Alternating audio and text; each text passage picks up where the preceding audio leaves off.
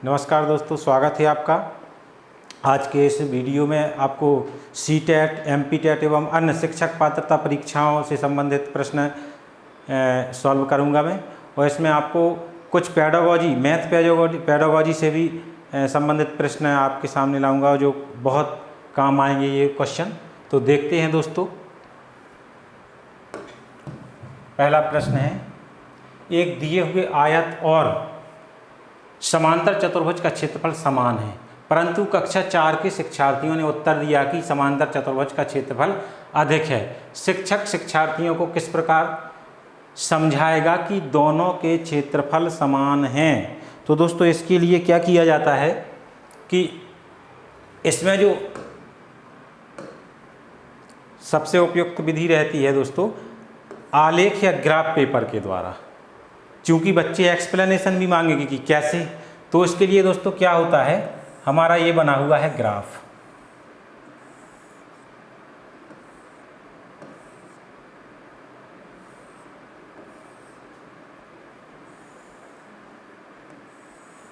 ये ग्राफ बना हुआ है। इसमें क्या है दोस्तों, इसमें बनाना है हमें क्या, एक आपका आयत है, एक समांतर चतुर्भुज। तो दोस्तों सपोज दैट कि ये उन बच्चों को दिखा दिया हमने कि ये आयत है,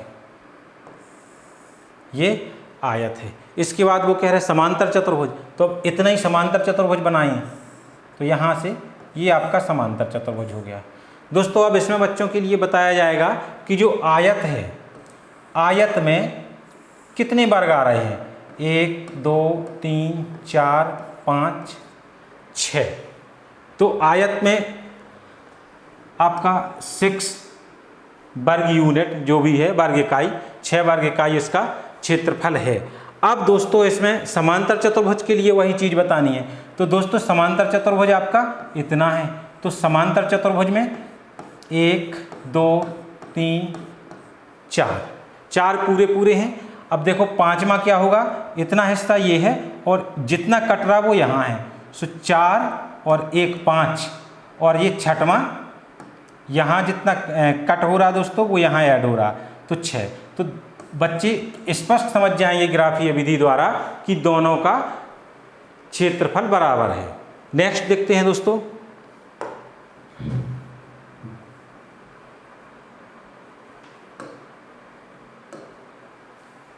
राष्ट्रीय पाठ्य चर्चा की रूपरेखा एनसीएफ 2005 के अनुसार प्राथमिक स्तर पर गणित शिक्षण के उद्देश्य निम्नलिखित में से कौन सा नहीं है? गणित में उच्चतर और अमूर्त पढ़ाई की तैयारी करना, गणित को बच्चे की जिंदगी के अनुभवों का भाग बनाना, समस्या समाधान और समस्या प्रस्तुत करने के कौशल को प्रोत्साहित करना, तर्क संगत विचारों को प्रोत्साहित करना। दोस्तों यहाँ पे सबसे पहले हम देखते हैं कि तर्क संगत विचारों को प्रस्तुत करना। छोटे बच्चे हैं, प्राथमिक स्तर के बच्चे हैं, तो उनको सबसे पहले तर्क संगत विचार नहीं देंगे तो वो कुछ भी नहीं समझेंगे, ठीक है ना दोस्तों। तो तर्क संगत विचारों का प्रोत्साहन है आपकी राष्ट्रीय पाठ्य चर्चा की रूपरेखा 2005 में। समस्या समाधान, समस्या प्रस्तुत करने के कौशल। दोस्तों अगर बच्चों में समस्या प्रस्तुत नहीं होगी तो उनको हल खोजने का कौशल कहाँ से आएगा? तो ये भी है गणित को बच्चे की जिंदगी, गणित को बच्चे की जिंदगी के अनुभवों का भाग बनाना। तो वो तो स्टार्टिंग से बच्चे छोटे ही से अपन लोगों को उनको अनुभवों के आधार पर ही सिखाते हैं। अब आता है दोस्तों गणित में उच्चतर और अमूर्त पढ़ाई की तैयारी कराना। सबसे पहले तो इसमें दोस्तों आपका उच्चतर शब्द है। तो उच्चतर शब्द अपन स्पष्ट कह सकते हैं कि इसमें उच्चतर यानी हाई लेवल की पढ़ाई नहीं करानी है, ठीक है। दूसरी बात है ये अमूर्त। अमूर्त में दोस्तों जिस तरह से हम कंप्यूटर के हार्डवेयर और सॉफ्टवेयर को समझते हैं, हार्डवेयर जिन्हें हम छू सकते, बाहर से देख सकते, यानी कि उसका आकार, लंबाई, चौड़ाई, ऊंचाई वगैरह वगैरह, तो ये क्या है आपका मूर्त। और अमूर्त में दोस्तों जो होता है, अमूर्त में क्या होता है, उसकी इंटरनल नॉलेज, सॉफ्टवेयर जिसको हम छू नहीं सकते, देख नहीं सकते, यानी इंटरनल नॉलेज। सपोज दैट अपना कोई चीज़ किस मटेरियल की बनाई गई है, अणु, परमाणु वगैरह वगैरह जितनी भी चीज़ें हैं, इंटरनल चीज़ें हैं, तो उस पर अपन पहुंच जाएंगे तो फिर वो अमूर्त पढ़ाई कहला जाएगी दोस्तों। और मूर्त में क्या होता है, मूर्त में सिर्फ बाहरी ज्ञान हो जाए बस बहुत है, भौतिक ज्ञान। ठीक है ना दोस्तों। नेक्स्ट हम बढ़ते हैं, नेक्स्ट क्वेश्चन है। तो इसमें दोस्तों यही है आंसर इसका आपका, क्योंकि वो नहीं पूछ रहे हैं तो आपका ये आ जाएगा। नेक्स्ट क्वेश्चन देखते हैं दोस्तों। 29,503 में 5 के स्थानीय मान तथा 32,071 में 7 के अंकित मान में अंतर है। तो दोस्तों यहाँ पे 5 का स्थानीय मान, 5 का स्थानीय मान,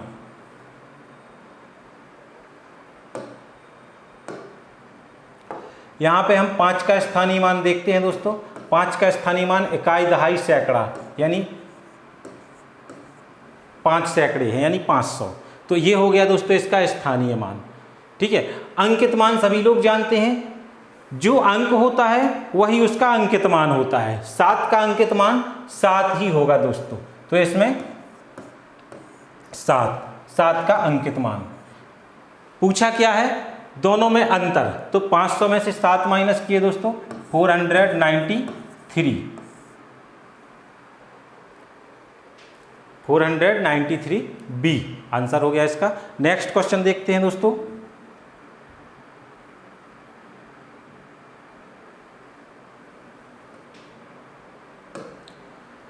हाँ, यदि 30,028 बराबर 28 इकाई है, 28,000 हैं, तो ये दहाइयाँ कितनी बचेंगी, उसमें दहाइयाँ कितनी बचेंगी, यानी कि तब रिक्त स्थान पर संख्या क्या आएगी। तो दोस्तों इसमें क्या करते हैं हम, 30,028 को ले लेते हैं। सबसे पहले तो इकाइयाँ, 28 इकाइयाँ, 28 इकाइयाँ यानी 28 ही खुद। तो सबसे पहले इसका 28 इकाइयाँ हटा दो दोस्तों। तो ये बचा 0 0 0 0, 30,000 बचा दोस्तों। इसमें से 28,000 हटाओ, 28,000 भी इसका अलग कर दिया तो 28,000 दोस्तों,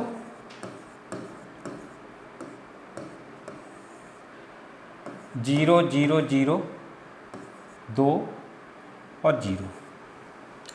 इसमें दोस्तों दहाइयाँ बनानी है, तो ये हो गई इकाई। और बाकी अब कुछ आपको दहाई, सैकड़ा, हजार ले चलना है, लेकिन यहाँ सिर्फ दहाइयाँ पूछे हैं। तो दहाई को अपन बचा भगा पूरा सिस्टम क्या हो जाएगा, दहाई। ये आपका इकाई है और ये दहाई है। ठीक है ना। तो कितनी दहाइयाँ हैं दोस्तों, 200। यहाँ पे आ जाएगा 200। आई होप कि समझ में आया होगा दोस्तों। नेक्स्ट क्वेश्चन देखते हैं। निम्नलिखित में से बड़ी भिन्न है। तो इसमें हमें बड़ी भिन्न पता करनी है। बड़ी भिन्न दोस्तों तिर्यक गुणा करके आसानी से पता कर सकते हैं। तो सबसे पहले बड़ी, तो बड़ी पे कंसंट्रेट करना है, बड़ी तो बड़ी ही देखते चलना है। ठीक है ना दोस्तों। तो सबसे पहले हम इन दोनों में देखते हैं कि इन दोनों में कौन बड़ी है। 2/5 एंड 7/11, 2/5 और 7/11। तो 11 दूनी 22 और ये हो जाएगा 5 सते 35। दोस्तों यहाँ पे स्पष्ट है कि ये बड़ी है।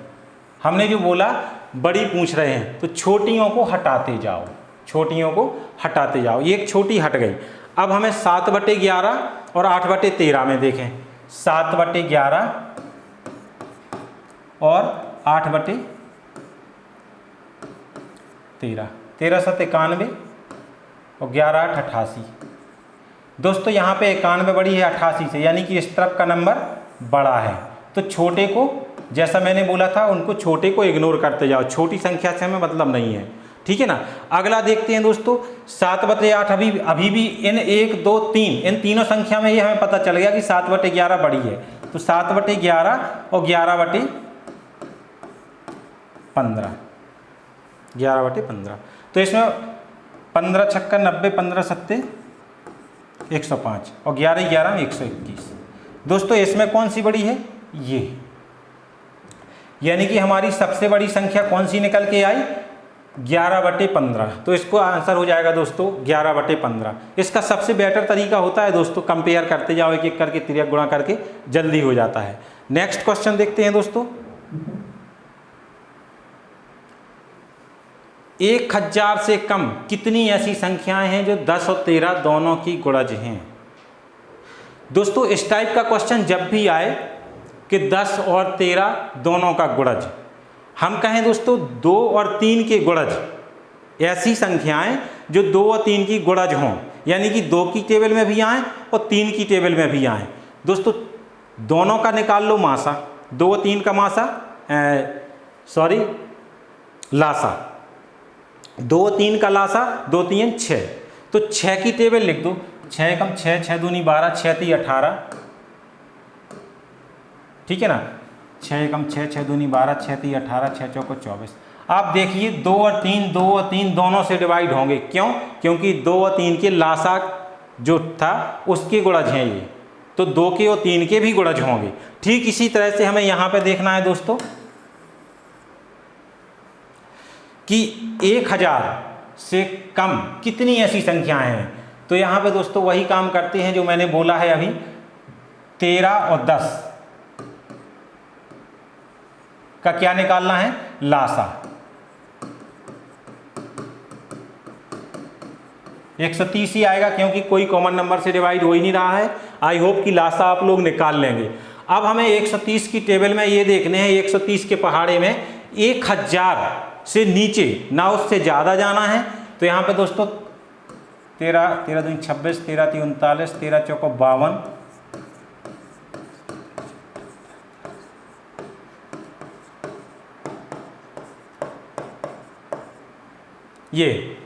ये हो गई आपकी 130 का पहाड़ा। 130 का हमें कैसी संख्याएं देखनी है, 1000 से छोटी। तो दोस्तों 10 तो 40 1000 से ज़्यादा हो गई, इनको हटा दो, 1 2 3 4 5 6 7। तो दोस्तों ऐसी कितनी संख्याएं हैं, 7। डी इसका राइट आंसर हो जाएगा। नेक्स्ट क्वेश्चन देखते हैं दोस्तों। 3 संख्याएं 2 3 एवं 4 के अनुपात में हैं तथा उनका मासा 12 है, तब उनका लासा होगा। दोस्तों यहाँ पे क्या करना है हमें, माना कि अनुपात x है, तो पहली संख्या 2x, दूसरी संख्या 3x, तीसरी संख्या 4x हो जाएंगी। अब दोस्तों मासा क्या होता है, मासा वह बड़ी से बड़ी संख्या जिससे सारे नंबर डिवाइड हो जाएं, सारे नंबर कट जाएं, ठीक है ना।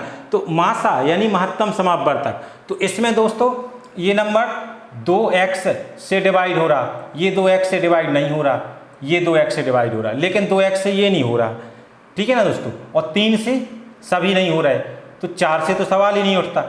यहाँ पे स्पष्ट दिख रहा कि 3 के तीनों नंबर x से डिवाइड हो जा रहे हैं, तीनों नंबर। तो तीनों का मासा निकल के आया x। तो हमने अपने मेथड से इनका मासा कितना निकाला दोस्तों, x, और जे लोग उसका मासा बता रहे हैं 12, तब तो फिर x के इक्वल होगा 12, यानी कि इस टाइप से मासा निकाला तो x आया, और इनने खुद मासा दे रखा है 12, यानी कि हमें x की वैल्यू पता चल गई इससे। अब x की वैल्यू पता चल गई तो पहला नंबर होगा आपका 2x, यानी कि 12 दूनी 24, दूसरा 3x, तो 12 × 36, 4x, 12 चौको 48। दोस्तों अब हमें लासा निकालना है, लासा निकाल दीजिए, 24 36 48। ये सबसे आसान रहता है, सबको एक साथ ले लें, 2 से कटेंगे सब सारे नंबर। 36 24 48, 2 6 12, 2 9 18, 4।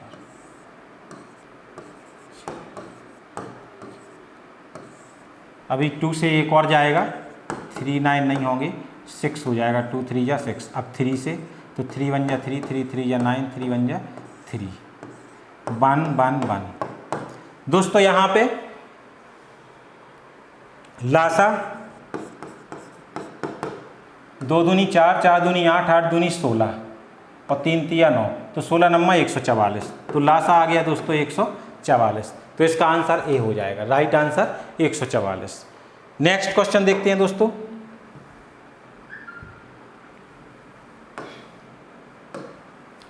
किसी परीक्षा में 1000 लड़के 800 लड़कियां थीं, लड़कों में 60% और लड़कियों में 50% उत्तीर्ण हुए।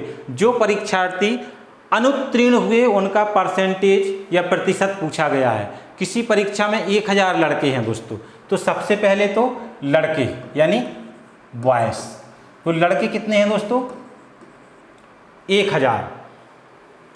लड़कों में 60% पास हुए, तो 60%